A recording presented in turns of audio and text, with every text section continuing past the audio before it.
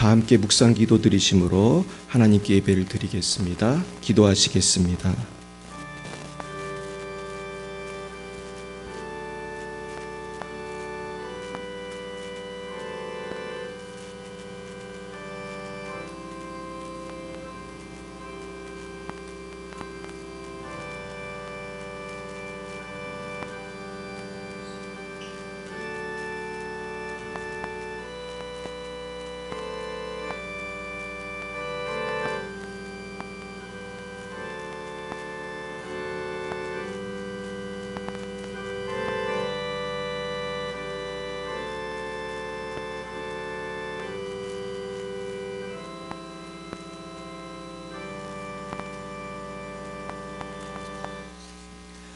그러므로 누구든지 나의 이 말을 듣고 행하는 자는 그 집을 반석 위에 지은 지혜로운 사람 같으리니 비가 내리고 창수가 나고 바람이 불어 그 집에 부딪히되 무너지지 아니하나니 이는 주추를 반석 위에 놓은 까닭이요 나의 말을 듣고 행하지 아니하는 자는 그 집을 모래 위에 지은 어리석은 사람 같으리니 비가 내리고 창수가 나고 바람이 불어 그 집에 부딪힘에 무너져 그 무너짐이 심하니라.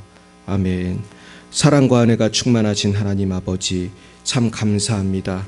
지난 한 주간도 주님 지켜주시고 오늘로 주님의 은혜 안에서 살아계신 하나님께 예배를 드리게 하시니 참으로 감사드립니다. 그러나 저희들 지난 한 주간도 주님과 동행하지 못한 적 많이 있었사오니 이 시간 십자가의 보혈로 다 씻어주시고 성령으로 충만케 하여 주시옵소서.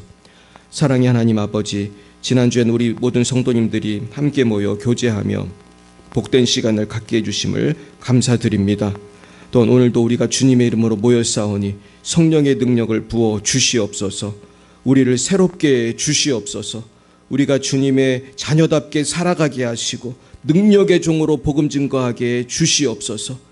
사랑의 하나님 아버지, 이 나라와 열방의 정치 지도자들을 축복합니다. 오직 여호와 하나님만을 경외하게 하시고 이 땅에 차별금지법이 생기지 않게 하시고 우리 모든 성도님들이 고요하게 믿음으로 살아갈 수 있도록 인도하여 주시옵소서. 열방의 선교사님들을 축복합니다. 러시아의 장순영, 김정희, 장하렘 선교사님, 레바논의 송주영, 박정인 선교사님, 말라위의 오천식, 박경은 선교사님을 축복합니다. 어디 계시든 주님 지켜주시고 인도하여 주시옵소서. 사랑의 하나님 아버지, 오늘은 어린이 주일입니다. 그러나 우리 교회 어린이가 이제 한 명도 남지 않았습니다. 주님 불쌍히 여겨주시고 우리의 게으름과 연약함을 용서해 주시옵소서. 우리에게 성령을 부어주셔서 우리 주변에 수많은 아이들이 있습니다. 이 아이들이 주님을 만날 수 있도록 주여 인도해 주시고 우리에게 전도의 문을 열어 주시옵소서. 우리 열방비 사랑교회와 모든 성도님들 한 분 한 분 축복합니다. 아버지, 방송을 보시는 분들도 축복합니다. 한 영혼 한 영혼 주님 복 내려 주옵소서. 모든 가정마다 복음화되게 하여 주시고 하는 일마다 주님 복 내려 주시며 영혼이 잘된 같이 범사가 잘되고 강건케 하여 주시옵소서. 모든 순들이 부흥하게 하시고 모든 성도님들이 잘 믿음으로 성장하게 하여 주옵소서. 오늘도 아버지, 우리가 하루 종일 주님과 동행하기 원합니다. 한 주간도 주님과 동행하기 원합니다. 주님과 함께 복음 전하며 주님과 함께 기도하며 주님과 함께 말씀을 묵상하며 주님과 함께 주님께 순종하며 살아갈 수 있도록 인도하여 주시옵소서. 주님, 예배의 첫 시간입니다. 마치는 시간까지 주님 함께해 주시고 성부, 성자, 성령 하나님 홀로 영광을 받아 주시옵소서. 예수님의 이름으로 기도드리옵나이다. 아멘. 나는 전능하신 아버지 하나님 천지의 창조주를 믿습니다. 나는 그의 유일하신 아들 우리 주 예수 그리스도를 믿습니다. 그는 성령으로 잉태되어 동정녀 마리아에게서 나시고 본디오 빌라도에게 고난을 받아 십자가에 못 박혀 죽으시고 장사된 지 사흘 만에 죽은 자 가운데서 다시 살아나셨으며 하늘에 오르시어 전능하신 아버지 하나님 우편 앉아 계시다가 거기로부터 살아있는 자와 죽은 자를 심판하러 오십니다. 나는 성령을 믿으며 거룩한 공교회와 성도의 교제와 죄를 용서받는 것과 몸의 부활과 영생을 믿습니다. 아멘. 성시교독은 교독문 18번입니다.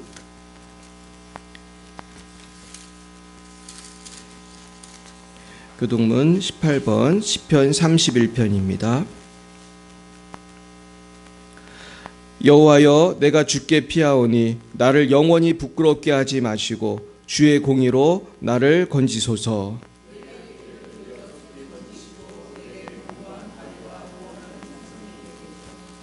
주는 나의 반석과 산성이시니 그러므로 주의 이름을 생각하셔서 나를 인도하시고 지도하소서.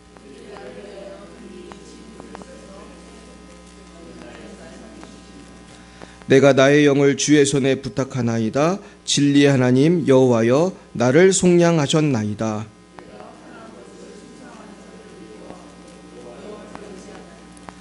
내가 주의 인자하심을 기뻐하며 즐거워할 것은 주께서 나의 고난을 보시고 환난 중에 있는 내 영혼을 아셨으며 원수의 수중에 가두지 아니하셨고 내 발을 넓은 곳에 세우셨음이니이다.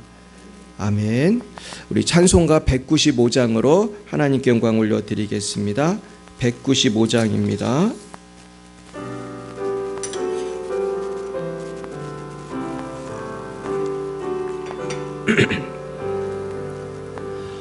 성령이여 우리 찬송 부를 때 진심으로 찬양하게 하소서.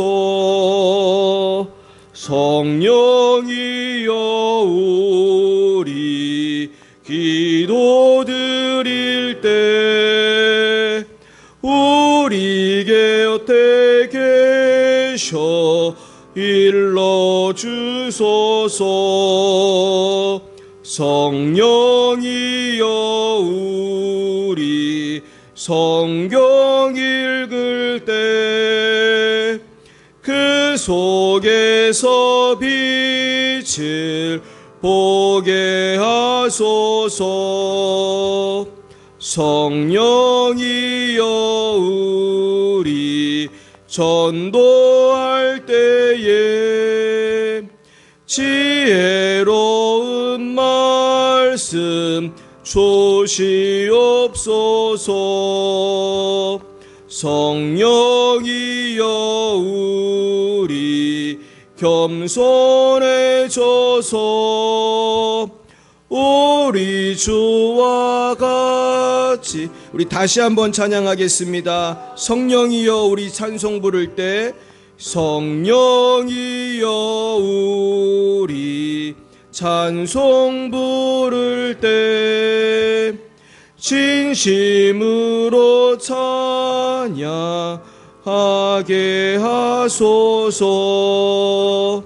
성령이여 우리 기도 드릴 때 우리 곁에 계셔 일러주소서. 성령이여 성령이여 우리 성경 읽을 때 그 속에서 빛을 보게 하소서. 성령이여 우리 전도할 때에 지혜로운 말씀 주시옵소서. 성령이여 우리 겸손해져서 우리 주와 같이 되게 하소서. 아멘. 이 시간 예배를 위하여 이미화 권사님 기도 인도해 주시겠습니다. 다 같이 기도드리시겠습니다. 사랑 많으신 아버지 은혜에 감사를 드립니다. 구원하여 주신 그 은혜를 날마다 생각하게 하시며 모든 삶이 주님이 주심을 감사합니다. 일주일 삶을 주시며 살아가게 하시니 감사드립니다. 마음으로 생각으로 눈으로 지은 죄를 이 시간 회개하오니 생각나지 않는 죄까지 생각나게 하여 회개하게 하시옵소서. 선교사님들을 위해서 기도드립니다. 우리나라에서 전도하는 것도 너무 힘든데 타국에서 하나님을 전하실 때 하나님께서 함께 하시고 아버지의 살아계심이 나타나게 하시고 선교사님들을 지켜주시옵소서.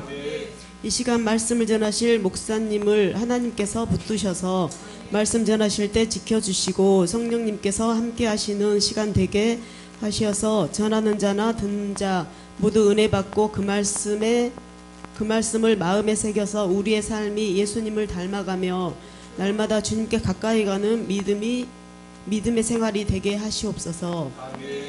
열방의 빛 사랑교회가 날마다 부흥하게 하시고 적은 무리가 예배드리지만 하나님이 함께 하시는 교회, 하나님만 높이는 교회가 되게 인도하여 주시옵소서. 모든 가정이 복음화되게 인도하여 주시옵소서.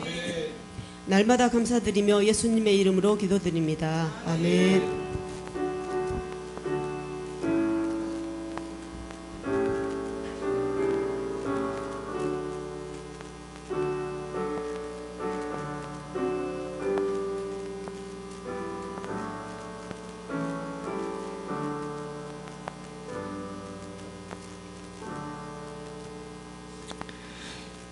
감사합니다. 오늘 하나님께서 우리 주신 말씀은 창세기 14장 말씀입니다. 창세기 14장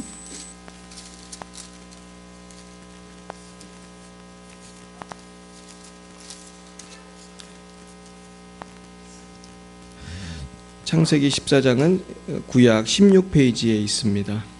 14장 1절에서 24절까지 말씀을 우리 함께 교독하시겠습니다.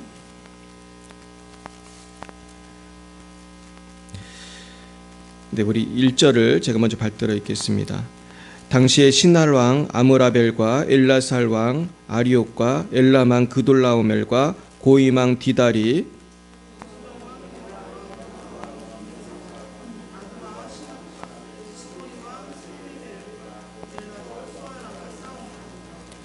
이들이 다 시딤 골짜기 곧 지금의 염해에 모였더라.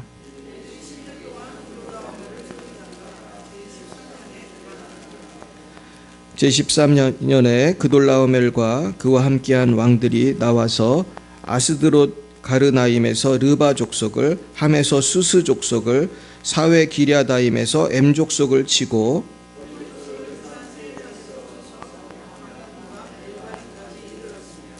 그들이 돌이켜 엠미스밭 곧 가데스에 이르러 아말렉 족속의 온 땅과 하사손 다말에 있는 아모리 족속을 친지라.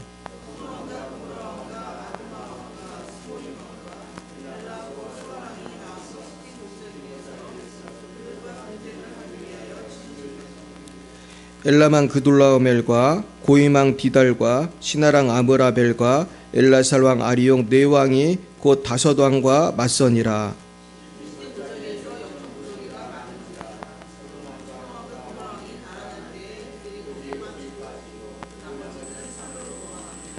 네 왕이 소돔과 고모라의 모든 재물과 양식을 빼앗아 가고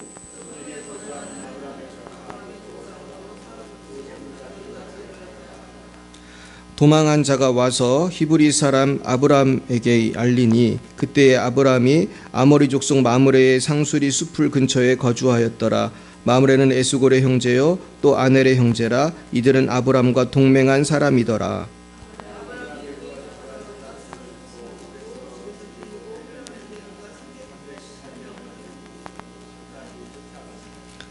그와 그의 가신들이 나뉘어 밤에 그들을 쳐부수고 다메섹 왼쪽 호바까지 쫓아가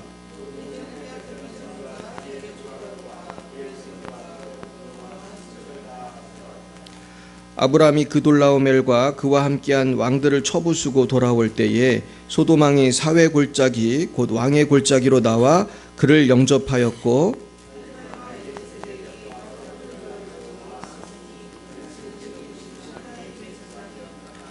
그가 아브람에게 축복하여 이르되 천지의 주제이시오 지극히 높으신 하나님이여 아브람에게 복을 주옵소서.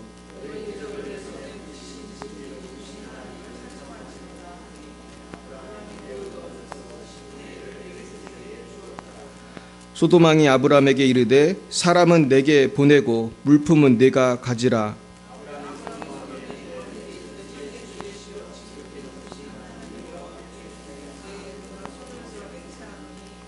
내 말이 내가 아브라함으로 치부하게 하였다 할까 하여 네게 속한 것은 실 한 오락이나 들매끈 한 가닥도 내가 가지지 아니하리라.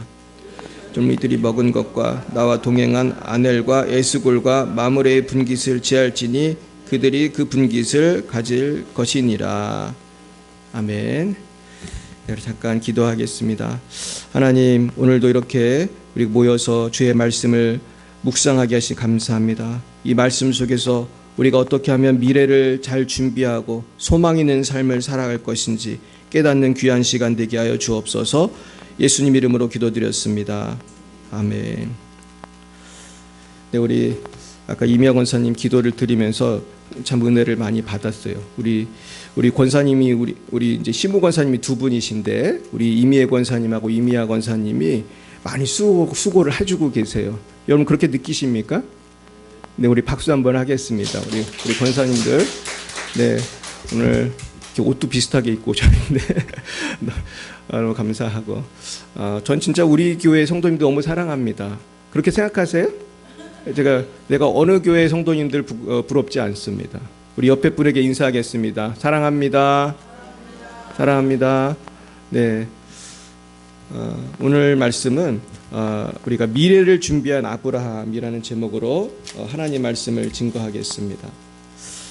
오늘 이 본문의 말씀이 조금 길지만 이 내용을 보면은 아브라함이 그 미래를 어떻게 준비하며 살았는지를 알 수가 있어요.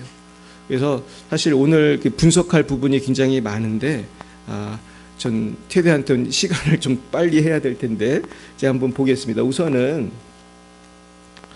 지도를 하나 보여드리겠습니다.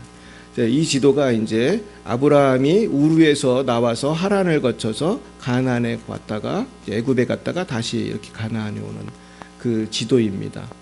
그래서 우리가 아는 바와 같이 지난번에 이제 애굽에서 갔다 와가지고 재산이 많아지니까 누구하고 재산을 그 땅을 이제 나누게 됐어요.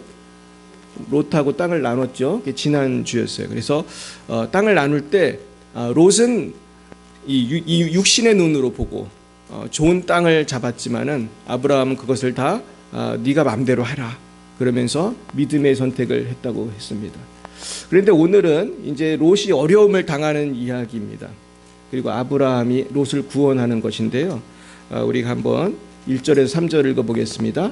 당시에 시나랑 아므라멜과 엘라사랑 아리옥과 엘람왕 그돌라오멜과 고임왕 디다리 소돔왕 베라와 고모라왕 비르사와 아드마왕 시납과 스보임왕 세메벨과 빌라 곧 소아람과 싸우니라. 이들이 다 시딘 골짜기 곧 지금의 여매에 모였더라. 이렇게 딱 읽으면은 이렇게 이름이 희한해가지고 머리에 안 들어오는데 여기서 제일 중요한 거는 그돌라오멜이라는 왕입니다. 이 그돌라오멜이라는 사람이 엘람 왕이라고 되어 있습니다. 그래서 이번 설교는 제가 진짜 조사하는데 시간이 좀 들었는데 엘람이라는 곳이 어디냐 하면은 지금의 이란 지역이에요. 또 이란 지역이고 엘람 왕국이 있었대요. 엘람 왕국이 나중에 뭐가 되냐면 페르시아 왕국이 됩니다. 그래서 그 이란 사람들 자부심이 있거든요. 우리는 어디의 후손이라는 거예요? 페르시아 왕국의 후손이다. 이런 자부심이 있어요. 그래서 이란이 지금도 영토도 되게 크고 사실은 강한 나라입니다. 그래서 이란이 얼마나 큰지 지도 나중에 보세요. 사우디아라비아랑 비슷할 정도도 크고 지금의 터키, 지금 투르키라고 하는 터키보다 더 큽니다. 그래서 굉장히 큰 땅이고 굉장히 그곳에서 왕이었던 그돌라오멜은 강대한 나라의 왕이었습니다. 근데 이렇게 멀리 떨어진 그 이란이면 이스라엘하고 꽤 멀잖아요. 근데 그 지역에 있는 그돌라오멜이 그 이스라엘 근처 그 소돔 왕, 고모라 왕까지 사실은 지배했던 거예요. 근데 이제 왜 싸우게 됐는지를 우리가 보여드리겠어요. 4, 5, 6, 7 시작. 이들이 12년 동안 그돌라오멜을 섬기다가 제13년에 배반했어요. 제14년에 그돌라오멜과 그와 함께한 왕들이 나와서 아스도로 기르나임에서 르바 족속을 하면서 수수 족속을 사와 혀이그라임에서 엠 족속을 그리고 호리 족속을 그 산 세일에서 광야 근방 엘라반까지 이르렀으며 그들이 돌이켜 에미스바 카데스에 이르러 아말렉 족속의 온 땅과 하사손 다말에 사는 아모리 족속을 친지라. 네, 제가 이걸 왜 빨간색을 쳤냐 하면 이게 너무 길으니까 머리에 안 들어오잖아요. 이게 어떻게 된 거냐면 그돌라오멜이 강한 나라고 하여튼 이 먼 데까지 다 지배를 했어요. 너무 강한 나라니까. 그러면 조공을 바쳐야 되는데 조공을 몇 년은 잘 바쳤다는 거예요? 12년 동안은 말을 잘 들었는데 이제 12년이 지나고 나서 13년에 배반을 했어요. 그러니까 그돌라오멜이 어떻게 하러 가는 거예요 지금? 혼내주러 가는 거예요. 혼내주러. 야 니들 조공 안 바쳐? 그러면은 조공을 안 바치면 어떻게 해야 돼요? 죽어야 돼. 아니면 저기 노예가 되든지. 그래가지고 군대를 끌고 가는데 혼자 가면 좀 그러니까 옆에 있는 친구들 데리고 간 거예요. 그래가지고 대군을 끌고 아마 갔을 것입니다. 그러면서 지도로 보면 꽤 먼데 거기를 끌고 갔는데 그 말 안 들었던 그 사람들을 끌고 가는데 놀라운 점은 제가 왜 빨간색으로 쳤냐면 르바 족속, 수수 족속, 엠 족속, 호리 족속, 아모리 족속이 그 오는 길에 이 족속들도 다 이렇게 물리친 거예요. 그래서 제가 성경을 여러 번 읽으면서 생각을 해봤거든요. 그 소돔 고모라 그 몇 나라만 치러 온 게 아니고 그 오는 주변국들도 다 이렇게 쉽게 말해서 박살을 내면서 이렇게 온 거거든요. 그래서 제가 이걸 지도로 보면은 이 녹색 그 줄이 보이십니까? 이 녹색 줄이 저 위에서부터 이란에서부터 내려와 가지고요. 내려오는 길에 여러 나라를 다 부수면서 온 거예요. 왜 이렇게 여러 나라를 건들면서 왔을 것 같으세요? 옛날 전쟁은 힘 있는 사람이 힘 없는 사람 거 뺏는 거거든요.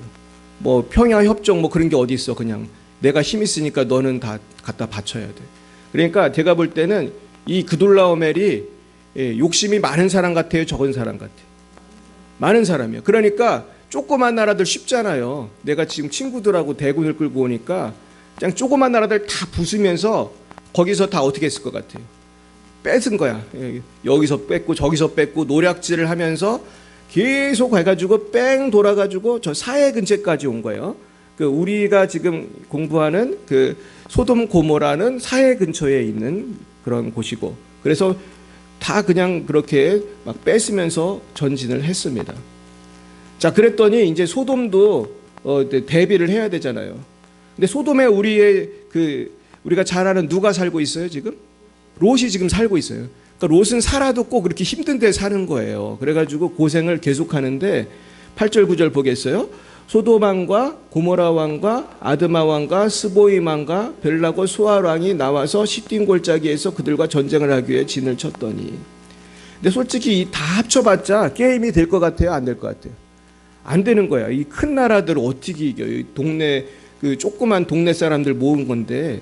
그랬더니 9절 엘라만 그돌라오멜과 고이망 디달과 시날왕 아므라벨과 엘살왕 아리옥이 네 왕이 곧 그 다섯 왕과 맞서니라. 이제 싸우게 된 거예요. 그랬더니 어떻게 됐습니까? 시딤 골짜기에는 역청 구덩이가 많은지라 소돔왕 고모라 왕이 달아나다가 거기 빠졌어요. 그리고 나머지는 산으로 도망을 갔어요. 네 왕이 소돔과 고모라의 모든 자들과 양식을 빼앗아 가고 소돔에 거주하는 아브라함의 조카 누구예요? 롯도 사로잡고 그 재물까지 노력하여 갔더라. 이제 롯의 선택이 잘못됐다는 걸 여기부터 알 수 있는데, 이제 전쟁이 나서 잡혀갔습니다. 자, 여러분, 전쟁이 나서 잡혀가면은 주로 뭐가 될 것 같습니까? 노예죠. 그때부터 이제 완전히 사람의 인격이나 권리라는 거는 없는 거예요. 옛날에 어떤 목사님이 설명해 주는데 노예는 옷도 안 입혔대요. 빨가벗겨가지고 짐승처럼. 물론 옷을 주는 경우도 있었지 모르지만 어떤 경우는 옷도 안 입히고 짐승처럼. 그리고 너는 말하지 마. 그럼 말도 못하고.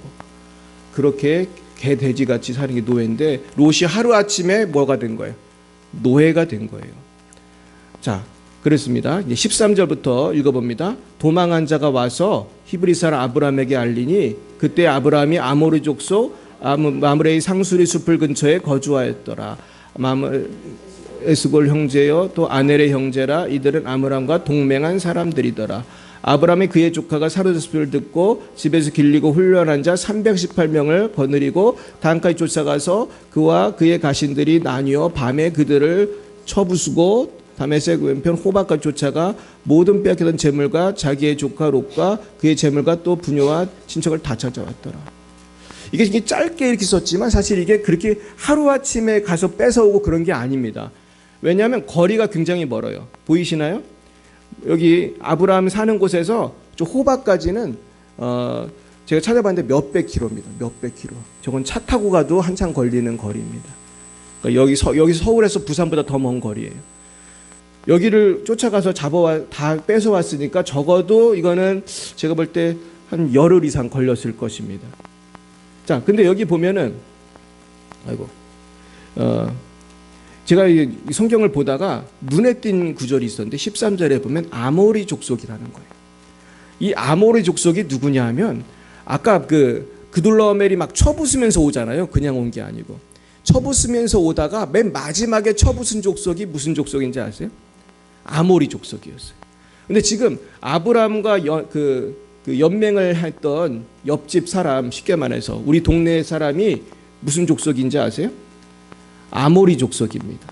그래서 그러니까 마므레가 아모리 족속인데 마므레도 지금 일가 친척들이 어떤 상태예요? 잡혀간 상태인 거예요. 그러니까 마므레도 마음이 어때요? 안 좋아. 지금 내 친척들을 구해와야 될 것 같아. 근데 나는 힘이 약한데 마침 아브라함도 롯이 잡혀갔으니까 같이 힘을 합쳐서 이제 구하러 간 거예요. 근데 더 놀라운 점은 이 아브라함은 318명이라는 집에서 길리고 훈련된 자가 있었다는 것입니다. 전 이 부분에 주목하게 됐어요. 집에서 길리고 훈련됐다는 것은 옛날에는 뭐 노예를 사람 취급도 안 했다지만은 아브라함은 아마 노예일 수가 있는데 이 노예들을 훈련하고 잘 케어해서 뭘 만든 거예요? 군사를 만든 군사를. 그래서 제가 한번 생각을 해봤어요. 이 아브라함이 도대체 어디서 이런 병력을 얻을 수 있었을까? 어디서 얻었을 것 같습니까? 잘 모르시죠? 저도 잘 몰랐는데 제가 좀 찾아봤어요. 근데 야살의 책에 보면은 뭐라고 돼 있냐면 아브라함이 처음에 니므롯한테 잡혀가지고 고생하다가 나올 때 니므롯이 아브라함을 불에 집어넣었다고 돼 있어요. 불에 집어넣어. 그래가지고 다니엘처럼 집어넣는데 아브라함이 죽었어요, 살았어요? 살았어요. 그래가지고 니므롯이 충격을 받아가지고 얘는 살려줘야겠다. 그러면서 살려주면서 노예 300명을 줬다는 기록이 나와요. 그리고 또 우리가 성경에도 보면은 애굽에 갔는데 사라가 이뻐가지고 바로가 이렇게 했다가 사라를 풀어주면서 또 누구도 줬어요. 노예도 줬어요. 금은 재물도 주고. 그래서 아마 아브라함은 어떤 경우에서든지 노예가 있었던 것 같아요. 그런데 그 노예 318명을 훈련했다는 것이 전 중요하다고 생각해요. 그래서 훈련된 사람을 데리고 가가지고 단까리 쫓아가서 그러면서 밤에 급습을 해가지고 그 호바에서 그 큰 대군을 다 물리치고 이제 구해온 거예요. 그래서 제가 자료를 찾아보니까 사실은 야살의 책에도 나오는데 야살의 책에는 그둘라오멜의 군대가 80만 명이라고 나와요. 그리고 성경에는 몇 명인지 안 나오지만 80만 명은 좀 과장된 것 같다. 내가 그렇게 생각하면서 혹시 좀 적을지도 모른다. 근데 적다고 해도 몇 명은 될 것 같아요. 암만 못해도 몇만 명은 됐을 거 아니에요. 근데 몇만 명을 300명이 이길 수가 있어요, 없어요? 이게 말이 안 되잖아요. 그래서 제가 생각을 해봤거든요. 그럼 마물의 그 친구들 군대도 다 합치면은 한 1000명쯤 됐을까? 혹시 1000명이나 몇천 명 됐다고 쳐도 그러나 몇만 명을 이겼다는 거는 대단한 승리거든요. 근데 이런 비슷한 승리가 성경에 또 나와요. 어디 나옵니까? 사사기에 보면은 300용사가 나오죠. 기드온의 300용사가 몇만 명을 물리친 것이 나옵니다. 거기도 보면 밤에 급습을 해서 물리쳤어요. 물론 하나님이 도와주셨기 때문에 이긴 거예요. 근데 저는 하나님은 도와주실 때 사람의 노력을 통해서 역사하심을 믿으시길 축원합니다. 아브라함이 준비했기 때문에 준비된 군사를 통하여 역사하신 줄 믿습니다. 그래서 지금도 여러분 일당 100이라는 특수부대가 있습니다. 제가 가끔 설교 때 얘기하는데 한국도 그렇고 미국도 그렇고 특수부대가 있어요. 그리고 제가 찾아보니까 특수부대원 1명을 양육하는데 얼마가 드는지 아십니까? 저는 깜짝 놀랐어요. 특수부대원들이 있는데요. 뭐 유튜브 나온 거니까 한 사람을 키우는데 1억이 넘게 들더라고요. 근데 그 사람들은요, 그 몇 사람이 정말로 일당백을 하는 거예요. 그리고 보통 사람은 할 수 없는 일을 하는 거예요. 그래가지고 우리나라 특수부대가 굉장히 잘 싸운대요. 그래가지고 무슨 아덴만 같은 데서 해적들이 우리나라 배에 이렇게 납치하고 그러면은 우리 특수부대가 가서 구해온 적이 있어요. 뉴스에도 나왔었거든요. 그래서 제가 뭘 깨달았냐면 준비되고 훈련된 한 사람은 100명을 감당할 수 있구나. 그런 사람이 누가 돼야 될까요? 여러분이 되시길 축원합니다. 그래서 준비가 돼야 되는 거죠. 그랬습니다. 그래서 이렇게 준비된 사람은 결국 우리 영적으로 보면 평소에 우리가 하나님의 말씀을 듣고 실천하는 사람이 영적인 특수부대가 되는 거예요. 할렐루야. 우리 마태복음 7장 읽어보겠습니다. 시작. 그러므로 누군지 나의 이 말을 듣고 행하는 자는 반석에 지은 지혜로운 사람 같으리니 비가 내리고 창수가 나고 바람이 불어 그 집에 부딪히되 무너지지 아니하나니 이는 주추를 반석 위에 놓은 까닭이요 나의 말을 듣고 행하지 아니하는 자는 그 집을 모래 위에 지은 어리석은 사람 같으리니 비가 내리고 창수가 나고 바람이 불어 그 집에 부딪힘에 무너져 그 무너짐이 심하니라. 그렇습니다. 그럼 도대체 누가 영적인 특수부대고 하나님이 귀 쓰는 사람이냐? 어떤 사람이에요? 말씀을 듣고 실천하는 사람이에요. 저는 이것이 참 제일 중요하다고 생각합니다. 그래서 결국 평소에 내가 하나님의 말씀을 듣고 실천을 하는 습관이 있어야 돼요. 그래서 내가 작은 것이라도 오늘 말씀을 듣고 묵상했으면 한번 실천을 하는 습관을 가지시길 축원합니다. 그래서 우리가 자꾸 연습을 해야 돼요. 그럴 때 우리는 귀한 주님의 도구가 될 수 있는 것입니다. 자, 한번 갈라디아 6장 말씀 읽어보겠습니다. 시작. 말씀을 받는 자는 말씀을 가르치는 자와 모든 좋은 것을 함께하라. 스스로 속이지 말라. 하나님은 업신여김을 받지 아니하시나니 사람이 무엇을 심든지 그대로 거두리라. 자기 육체를 위하여 심는 자는 육체로부터 썩어질 것을 거두고 성령을 위하여 심는 자는 성령으로부터 영생을 거두리라. 우리가 선을 행하되 낙심치 말지니 포기하지 않으면 때가 이름에 거두리라. 자, 그래서 내 믿음이 자라려면 어떻게 됩니까? 성령을 위해 심어야 된다는 거죠. 성령을 위해 심어야 되는 거예요. 우리가 무엇을 심느냐를 따라서 나의 삶이 변화되는 것이죠. 여러분, 운동선수는 무엇을 위해 심습니까? 건강을 위해서, 운동을 해서 심죠. 계속 심는 것입니다. 막 손에 굳은 살이 배기고 막 몸이 힘들지만 심는 거예요. 근데 우리 영적인 군사인 그리스도인들은 성령을 위해 심는다고 했습니다. 여러분, 성령을 위해 심으려면 어떻게 해야 됩니까? 우리가 기도도 해야 되고 말씀도 읽어야 되고 전도도 해야 되고 또 봉사도 해야 되고 하나님 사랑하고 이웃 사랑하고 용서하고 또 교회 나오고 기도하고. 근데 이런 것을 그냥 줄여서 말하면 성령을 위해서 심는 것입니다. 그럼 결국 성령을 위해 심다 보면 결국 어디를 간다는 거예요? 영생을 거두리라. 따라 보겠습니다. 영생을 거두리라. 결국 영생을 거둔다는 것은 우리가 무엇을 심느냐에 달린 것입니다. 할렐루야.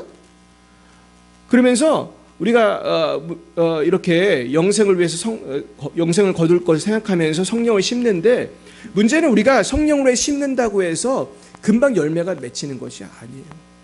우리 교회도 이렇게 몇 년째 지금 우리가 목회를 저도 하고 있지만 아직도 빈자리가 어때요? 많이 있잖아요. 그리고 우리의 남편, 우리의 자녀가 아직 돌아왔어요? 아직 안 왔어요? 돌아오신 분도 있고 안 온 분도 있고 지금 여러 가지 프로세스가 있어요. 저도 여러분을 위해 늘 기도하는데 금방 열매가 확 맺혔으면 좋겠는데 나의 믿음도 너무나 느리게 성장하는 것 같고. 그래서 오늘 핵심은 뭡니까? 선을 행하되 어떻게 하지 말래요? 낙심하지 말래요. 우리 9절 읽어봅니다. 우리가 선을 행하되 낙심하지 말지니 포기하지 아니하면 때가 이르매 거두리라. 그러니까 누가 예수 잘 믿는 사람이에요? 포기하지 않는 사람이에요. 제가 목회를 하면서 이걸 너무나 느껴요. 처음에 여러분들이 이제 우리 교회에 이제 어떤 분들이 오시잖아요. 그러면은 막 반가워하고 이제 교회 생길 때부터 그랬어요. 그랬는데 누가 믿음이 좋은지 나쁜지 알 수가 없어요. 근데 이제 물론 얼굴 보면 저분은 이쁘다, 잘생겼다, 저분은 믿음이 좋아 보인다, 이런 것은 있어요. 근데 결국은 누가 승리하느냐 하면 누가 승리해요? 끝까지 열방의 빛사랑교회 나오는 분이 승리하는 거예요. 옆에 분들은 다 승리한 분들이에요. 인사하겠습니다. 승리하셨습니다. 할렐루야. 지금까지 이 자리에 앉아있는 우리가 승리한 거예요. 할렐루야. 저는 그걸 느껴요. 그리고 제가 기도하면서 여러분들이 잘 되는 것을 보고 있어요. 여러분 경험하십니까? 여러분 복 받으셨습니까? 열방의 사랑교회 나왔더니 좋은 일이 생기던가요? 할렐루야. 저는 좋은 일이 많이 생겼습니다. 그러면서 전 여러분들이 좋은 일이 더 많이 생기기를 축복합니다. 그래서 우리가 나중에 천국에 가서 동창회할 때 우리가 한번 물어보겠어요. 어떤 일이 생겼는지. 우리 천국 가면 우리 열방의 빛 사랑교회 동창회가 있을 것 같습니다. 할렐루야. 우리 그날까지 승리하기를 축복합니다.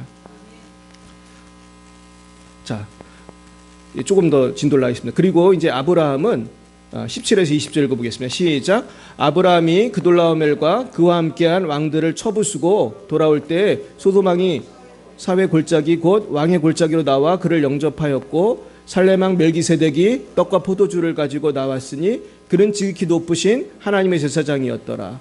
그가 아브라함에게 축복하여 이르되 천지의 주제이시여 지극히 높으신 하나님이여 아브라함에게 복을 주옵소서. 너희 대적을 내 손에 붙이신 지극히 높으신 하나님을 찬송할지로다 하매 아브라함이 그 얻은 것에서 10분의 1을 멜기세덱에게 주었더라. 네, 사실 이 부분이 사실 조금 이해하기가 어려운 부분입니다.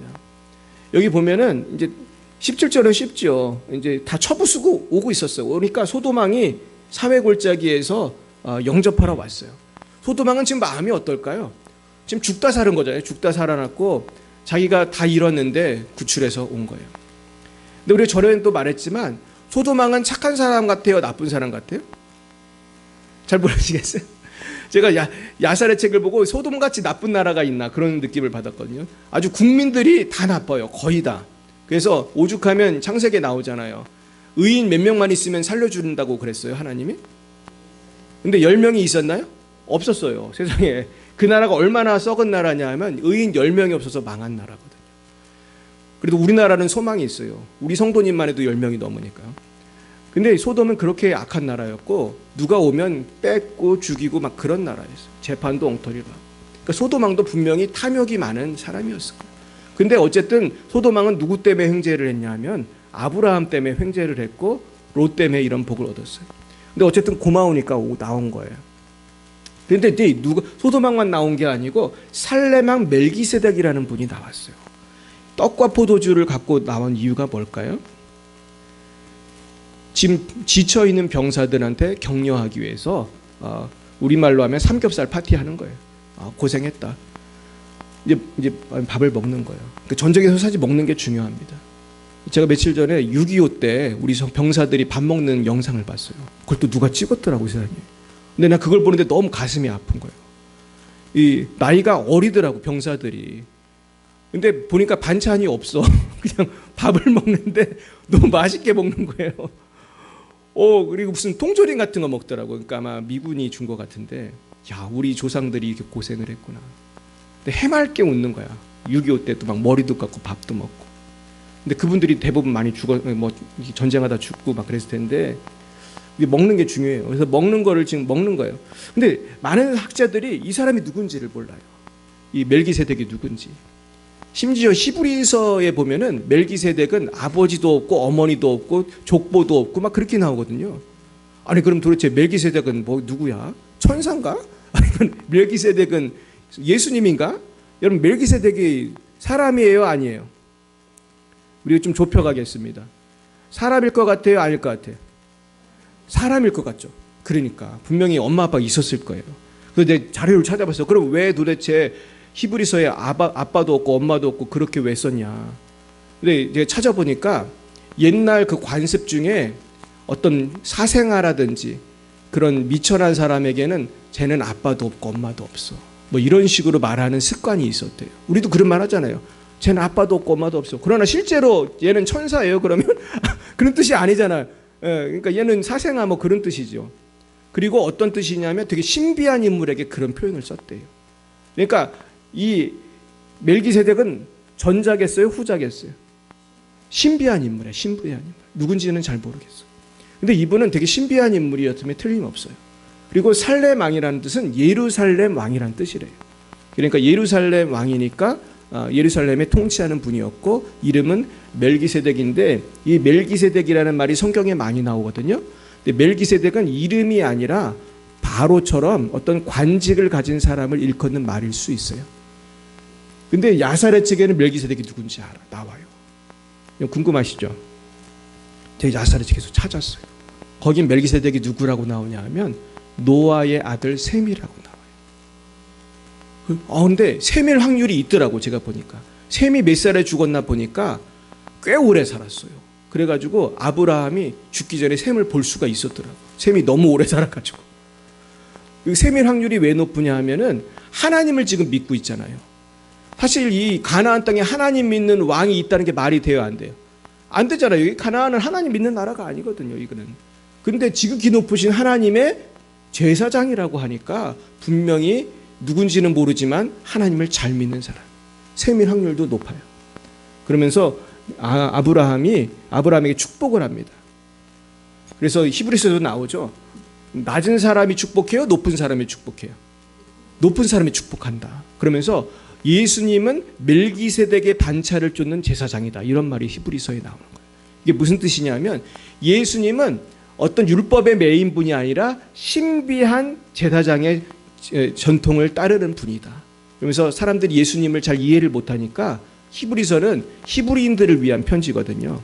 예수님은 사실 유다 지파 소속이거든요. 하지만 예수님은 우리를 위한 제사장이시다.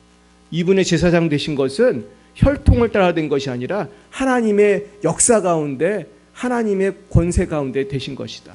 그런 걸 설명하다 보니까 누구의 반차를 쫓았다는 거예요?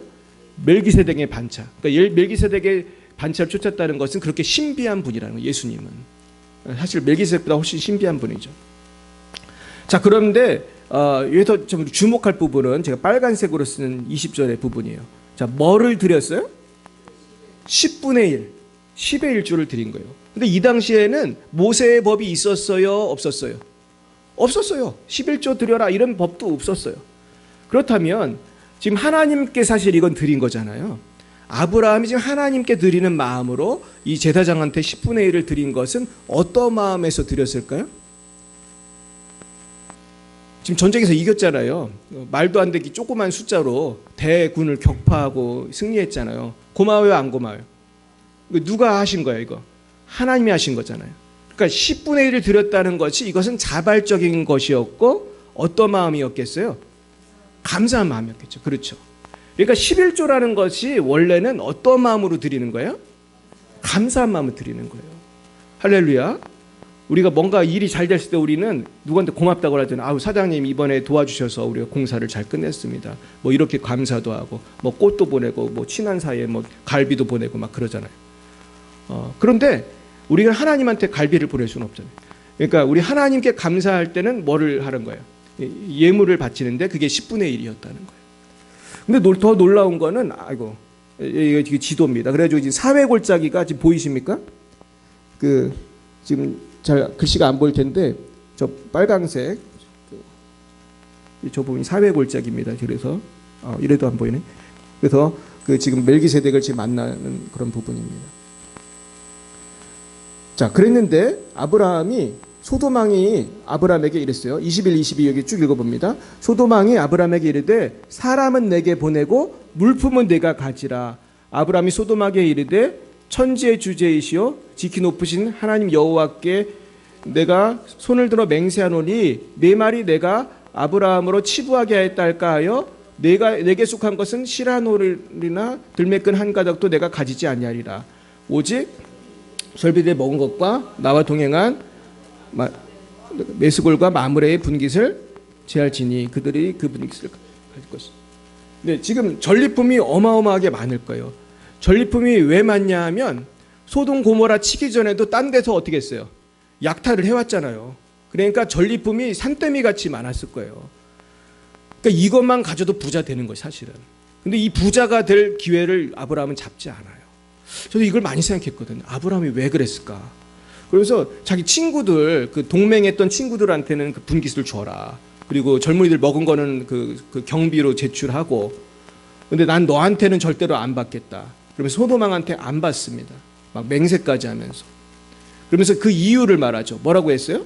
내 말이 내가 아브라함으로 치부하게 하였다 할까 하여. 그러니까 그러면서 저는 여기에 대해서 많은 생각을 해봤어요.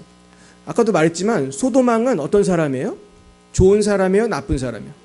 나쁜 사람이에요. 그리고 소돔왕한테 이 물건을 받는 게 제가 볼 때 아브라함은 마음이 내키지 않았던 것 같아요. 저 나쁜 놈한테 내가 이걸 받아가지고 아브라함 그래서 부자였다는 소리 듣기가 싫었던 것 같아요. 근데 사실은 아브라함은 이미 어땠어요? 이미 부자였어요. 이미 부자였고, 그럼 생각해보세요. 집에 군대가 300명이 있을 정도면 대단히 부자지 사실은. 그렇죠? 내 집에 그 종으로 만들었다 치더라도 300명의 군대가 있을 정도면 대단한 거예요. 그래서 사실 옛날 전쟁은요, 무기가 중요했대요. 근데 제가 무슨 얘기를 들었냐면 옛날 군인들은 칼이 다 있었겠어요? 장군만 있었겠어요? 장군한테만 주로 칼이 금속으로 된 창이나 칼 같은 게 있었고, 대부분 국민들은 무기도 없었대요. 그러니까 막대기나 뭐 이상한 거 갖고 싸우는 거예요. 그러니까 아마 근데 아브라함은 제가 볼 때 무기도 준비했을 것 같아요. 그러면서 준비 잘해서 나가서 싸운 거예요. 그래서 아브라함은 사실은 그러한 소돔왕한테 뭘 안 받아도 충분히 부자였고, 그리고 아브라함은 소돔왕이 어떤 사람인지 잘 알았던 것 같아요. 그래서 저는 여기를 보면서 미래를 오늘 준비하는 거에 대해서 배울 것인데, 오늘 말씀을 나눌 것인데, 이는 물질에 대한 것이 굉장히 중요하다. 그래서 오늘 정리를 하면 우리가 미래를 준비하기 위해서 해야 될 것이 세 가지가 있다고 생각해요. 그래서 주보에도 썼는데 한번 보세요. 첫째는 깨어 있어야 하는 거예요. 따라 보겠습니다. 영적으로 깨어 있어야 합니다. 아브라함은 밤에 잠자는 군인들을 급습해서 사실 승리한 거거든요. 영적으로 내가 잠을 자면 주님의 일을 할 수가 없어요. 사실 많은 사람들이 제자 양육 받으면 훌륭한 믿음의 사람이 되는 줄 알아요. 저도 옛날에 그런 줄 알았어요. 물론 제자 양육 받는 게 안 받는 것보다 낫죠. 하지만 중요한 거는 평소에 내 마음가짐이 더 중요한 거예요. 내가 성경 구절 좀 잘 몰라도, 내가 뭔가 신앙 지식이 별로 없어도 평소에 내가 영적으로 깨어 있기만 하면 큰 죄를 범하지 않는 거예요.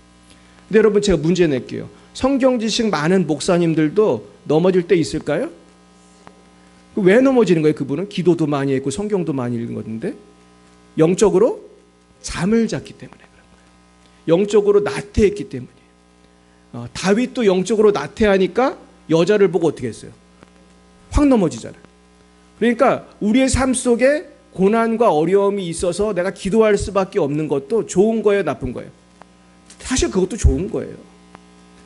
제가 하루는 어떤 목사님하고 대화를 하고 있었어요. 그 목사님하고 우리 둘이 잘 아는 어떤 목사님에 대해서 얘기를 하고 있었어요. 그리고 그분도 또 어떤 목사님 얘기를 합니다. 그러면서 우리가 대화 가운데 놀라운 사실을 발견했어요.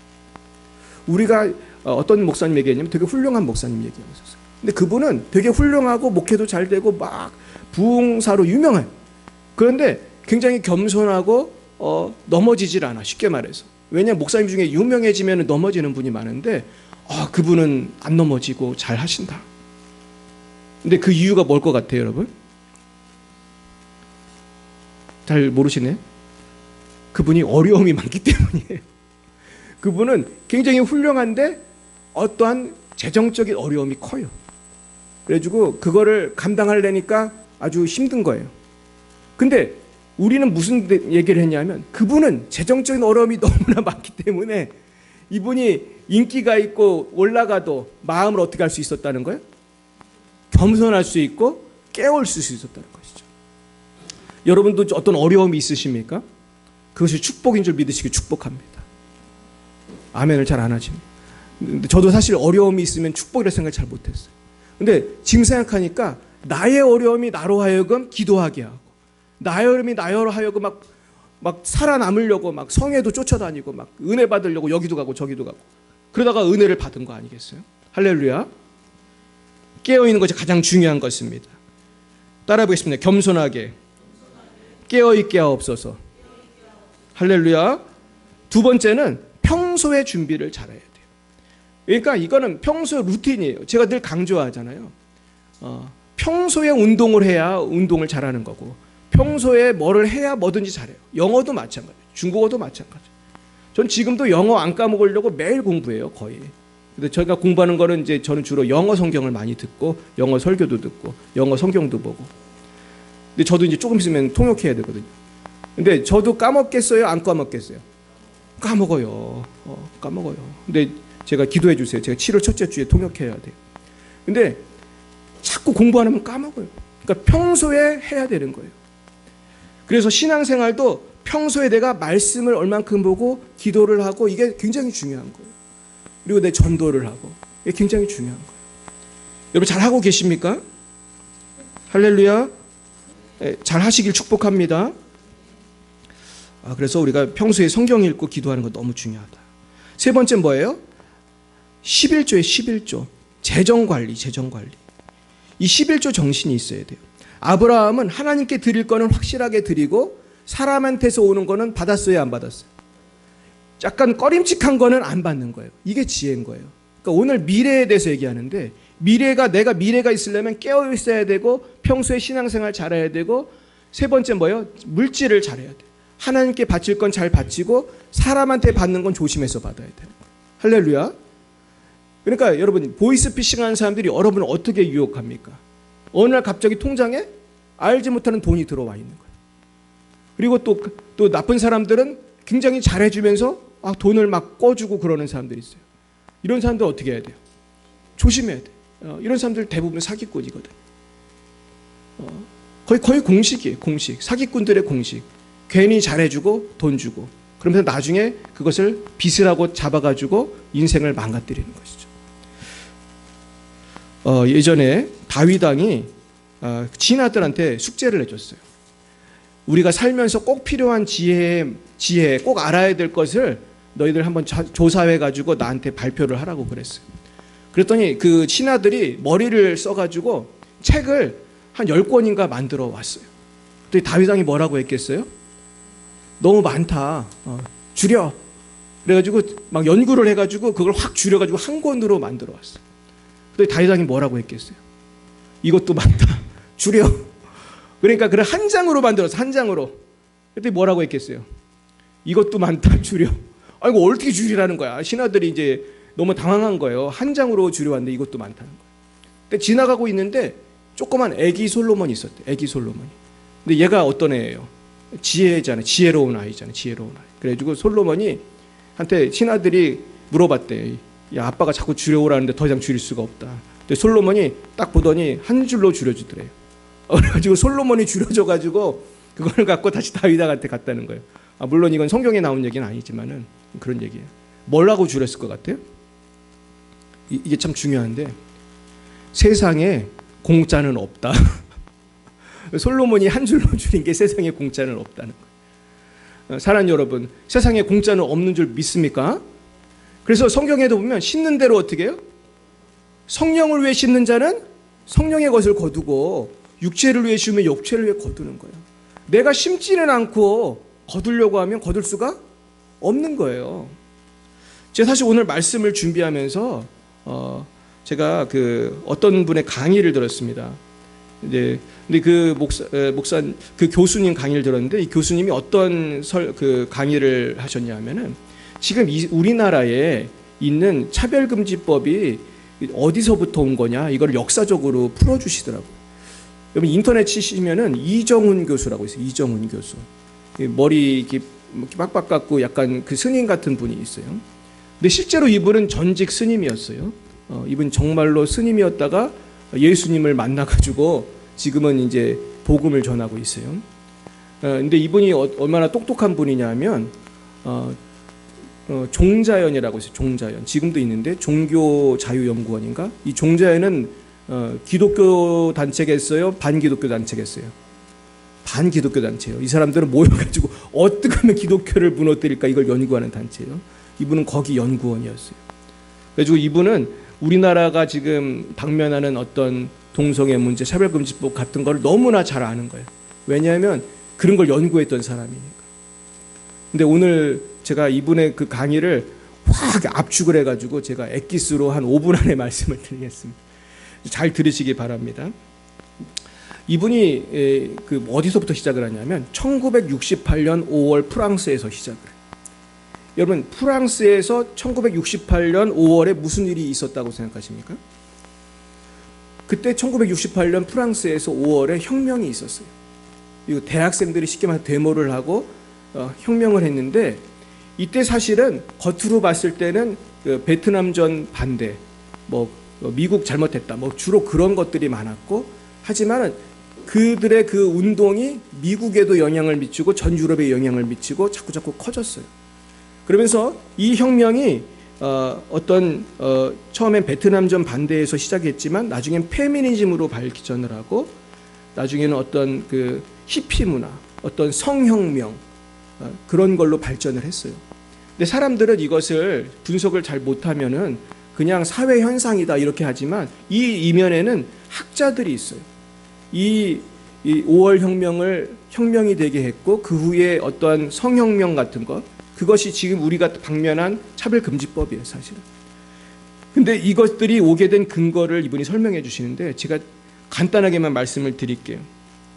이 교수님은 그걸 68혁명이라고 하거든요. 68년도에 있었기 때문에. 이 68혁명의 근거는, 파운데이션은 마오쩌둥의 이론이었다는 거예요. 마오쩌둥이 누굽니까?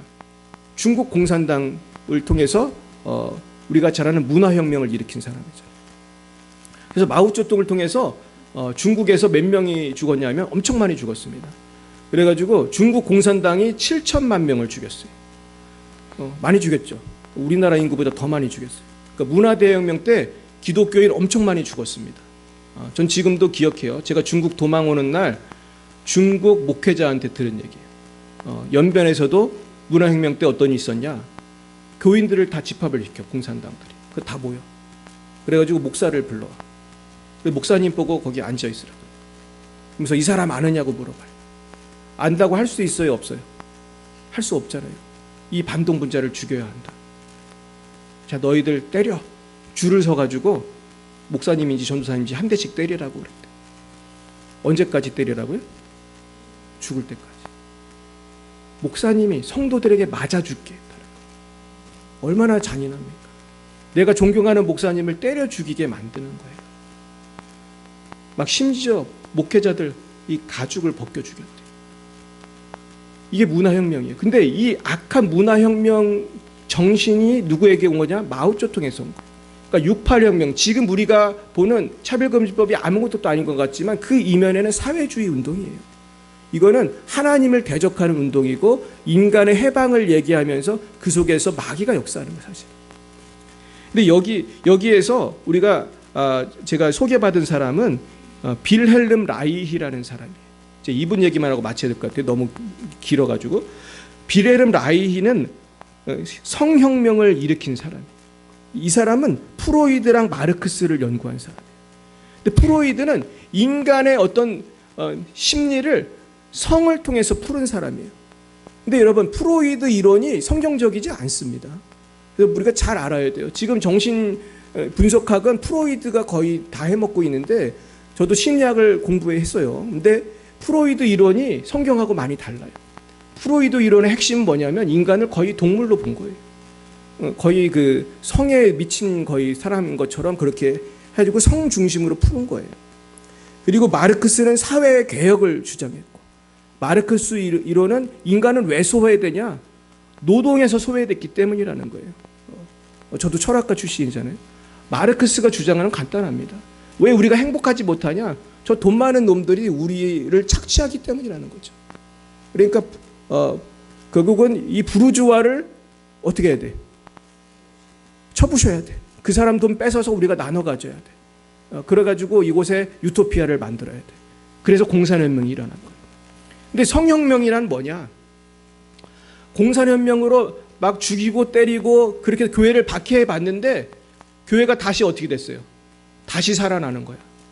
그리고 유럽이나 미국 같은 데서는 이런 때려 죽이자 하면은 말 들어야 안 들어요? 안 듣지. 누가 그 말을 듣고 때려 죽이겠어요? 감옥까지. 그러니까 이 사람들이 머리를 쓴 거예요. 이 교회, 기독교가 이 우리의 주적인데, 이 기독교를 막으려면은 좋은 아이디어가 생각난 거야. 그게 뭐냐 하면 그것이 섹스예요. 기독교는 성에 대해서 엄격한 윤리가 있는 종교잖아요. 이 엄격한 윤리 규범이 이거를 인간을 옥죄는 족쇄라고 얘기를 하면은 거기에 대해서 반대할 세력은 뭐밖에 없어요? 기독교밖에 없는 거예요. 그러면서 이 사람들이 성혁명을 통해서 전 세계의 어떤 기존 가치관을 부수는 그게 뭐냐면 포스트 모더니즘입니다. 그러니까 포스트 모더니즘은 간단해요. 교회라든지 성경이라든지 어떤 권위주의, 아니면 권위주의는 문제지만 권위 자체는 중요한 거잖아요. 이해 가십니까? 권위주의는 잘못된 거지만 권위는 있어야 돼요, 없어야 돼요? 있어야 돼. 쉽게 말해서 집에는 엄마 아빠가 있어야 되고, 교회에는 목사가 있어야 되고, 사회에는 어르신들이 있어야 되고, 규범이 있고 도덕이 있고 윤리가 있어야 되는데 이것들을 다 어떻게 하자는 거예요? 파괴하자는 거예요. 그 68혁명의 슬로건이 있어요. 금지하는 것을 금지하라. 모든 금지하는 것을 금지하라. 이게 그들의 슬로건이었어요. 이게 포스트 모더니즘입니다. 그래서 제가 오늘 무슨 말씀을 드리려고 하냐면, 이제 여기 마치겠습니다. 지금 이 사회는 이것이 나중에 어디까지 왔냐면 대한민국까지 온 거예요. 그래가지고 우리가 차별금지법의 그 정체는 뭐냐 하면 이 성혁명이에요. 금지하는 것을 금지하라. 우리가 동성애를 하든 말든 니들이 왜 뭐라고 그러냐. 아니 우리가 니들이 동성애 한다 우리가 뭐 방해한 거 없잖아요. 말도 하지 마라. 표현의 자유를 억압하는 거예요. 차별금지법의 가장 큰 문제는 표현의 자유를 억압하는 거예요. 교회가 말도 하지 마라. 근데 여러분 표현의 자유를 억압하는 건 헌법에 위배돼요? 안 위배돼요? 위배되는 거예요. 차별금지법은 헌법에 위배되는 거예요. 이거는 헌법에 위배되는 거예요. 우리는 잘못된 걸 잘못됐다고 말할 자유가 있어요. 그래서 우리는 하나님이 죄라고 한 걸 죄라고 말할 권리가 있어요, 없어요? 있어요. 우리는 죄를 혐오할 권리가 있는 거예요. 모든 걸 혐오라고 프레임을 짜가지고 막고 있는 게 차별금지법인데 우린 죄를 혐오할 권리가 있어. 살인은 좋아요, 나빠요? 나쁘죠. 동성애뿐만 아니에요. 살인이 나빠. 우리는 살인 잘못됐다고 말할 권리가 있어. 우리는 낙태가 잘못됐다고 말할 권리가 있어. 권리 있습니까? 권리 있어요. 근데 이런 권리를 다 뺏어가는 거예요. 그러면은 저 같은 목사가 앞으로 설교할 때 동성애뿐만 아니에요. 심지어 이슬람교가 잘못됐다고 설교도 못해요. 차별금지법이 통과가 되면. 그래서 우리는 뭘 해야 되느냐? 우리는 정병을 준비해야 된다고 생각해요. 우리 이 사회에서 주눅들 것이 아니라 그럼 우리가 할 수 있는 게 뭐냐? 아브라함처럼 318명의 믿음의 용사를 길러야 할 줄 믿습니다. 여러분 그 용사가 누가 돼야 됩니까? 여러분이 돼야 돼요. 난 늙고 힘이 없는데요. 그래도 기도할 수 있잖아요. 할렐루야. 그래도 전도할 수 있잖아요. 오늘 다시 말씀을 정리하겠어요. 세상은 이렇게 악해지고 있어요. 그러나 우린 첫째 뭘 해야 돼요? 영적으로 깨어 있어야 돼. 자면 안 돼요. 할렐루야. 자면 안 돼요. 두 번째 우린 평소에 어떻게 해야 돼요? 예수를 잘 믿어야 돼. 할렐루야. 평소에 예수 잘 믿어야 돼. 그러기 위해서 실천이 있어야 되는 거예요. 그래서 우리가 머릿속으로만 믿는 게 아니라 실천을 해야 돼요.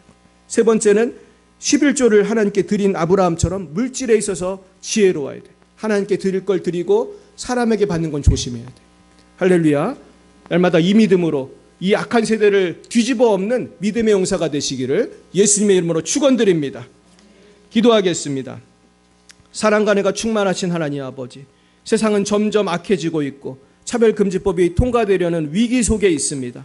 그러나 우리는 이때 낙심할 것이 아니라 참으로 아브라함이 318명의 용사를 통해서 그 롯과 그 가족들을 구출한 것처럼 우리도 믿음으로 깨어 있어서, 기도에 깨어 있어서, 우리가 아버지 복음에 깨어 있어서 우리 대한민국을 구출하게 하여 주시옵시고, 열방을 구출하게 하여 주시옵시고, 방황하는 우리의 자녀들을 구출하게 하여 주시옵소서. 하나님 아버지, 이 시간도 주님의 은혜 감격하여 10배의 1조를 바치며 감사와 선교의 예물을 바칩니다. 예물 바친 손길마다 복 내려 주시고 하늘의 신령한 은혜와 땅의 기름진 복으로 복 내려 주시옵소서. 주님 홀로 영광 받으옵소서. 예수님 이름으로 기도드렸습니다. 아멘. 네, 사실 오늘 제가 나가서 전도를 하려고 했는데 지금 비가 내리고 있습니다. 그래서 오늘 전도는 하지 않고 오늘은 우리 같이 순모임 하는 날이죠. 그래서 오늘 우리 같이 모여서 순모임을 하고 우리 교제하는 시간 갖도록 하겠습니다. 참 제가 오늘 사실 마음이 좀 좋지 않은 거는 어린이 주일인데 어린이가 한 명도 없어요. 옆에 어린이 있나 보세요. 어린이는 없고 조금 젊은 청년들은 있는데 우리가 이제 우리 은유 집사님이 아기를 낳기 전까지 우리가 어린이가 별로 없는데 우리가 전도해야 할 줄 믿습니다. 그래서 우리가 전도를 하든지 애를 낳든지 우리가 하나는 꼭 해야 되는데 우리가 곧 이곳이 부흥할 줄로 믿습니다. 그래서 우리가 항상 기도하면 될 것입니다. 여러분 교회 부흥을 위해 기도하고 계시죠? 믿음으로 기도하면 됩니다. 때가 이름에 거두리라. 할렐루야. 분명히 때가 되면 부흥할 것입니다. 우리 다 함께 일어나셔서 우리 결단의 찬송 부르시고 오늘 예배를 마치겠습니다.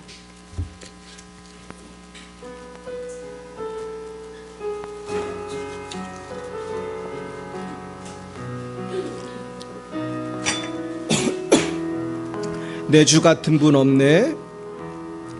내 주 같은 분 없네.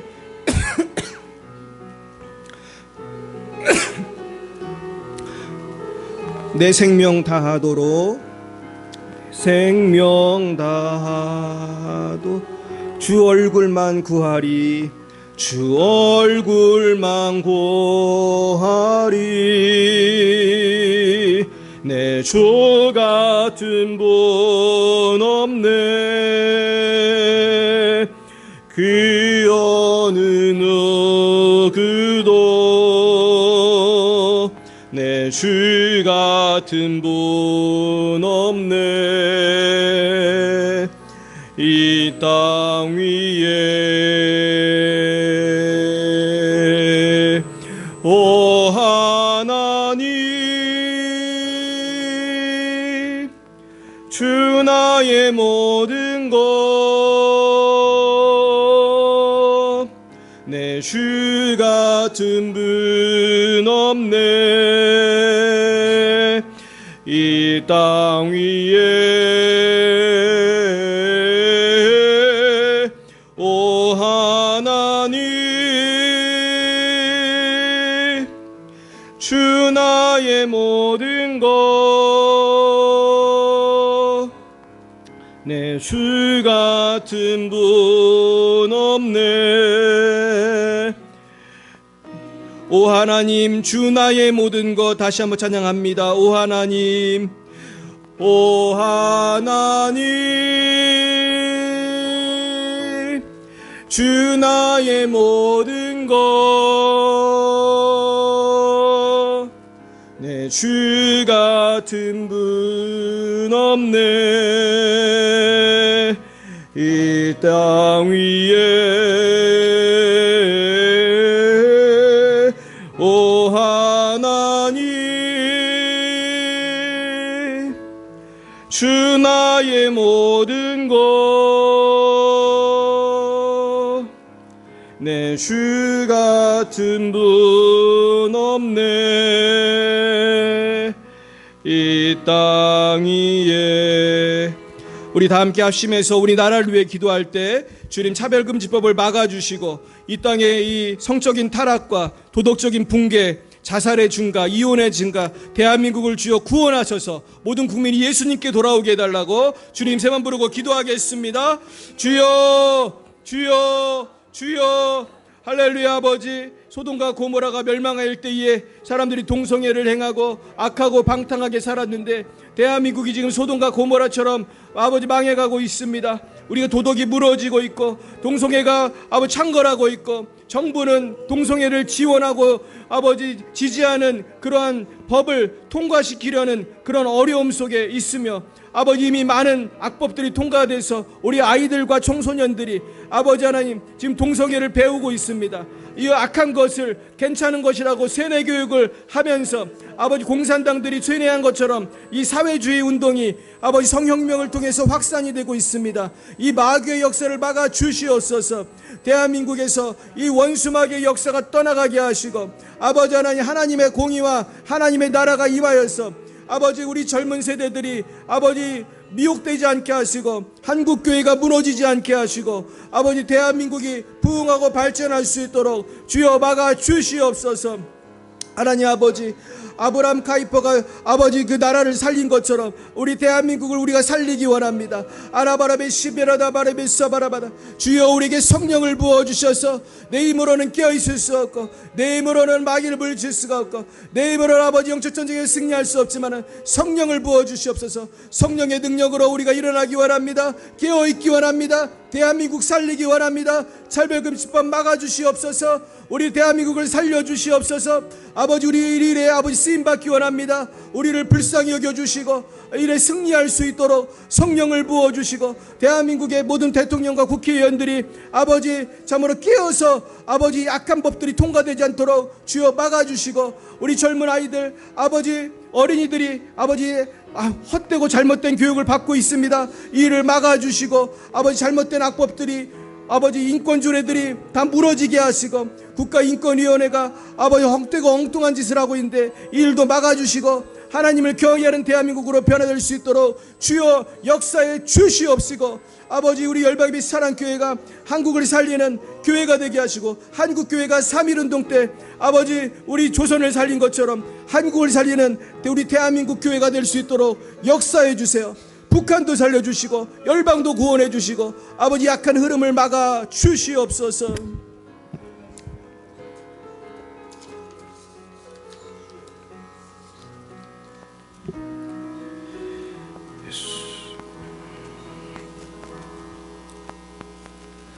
여호와는 내게 복을 주시고 너를 지키시기를 원하며 여호와는 그의 얼굴을 내게 비추사 은혜 베푸시기를 원하며 여호와는 그 얼굴을 내게로 향하여 드사 평강 주시기를 원하노라.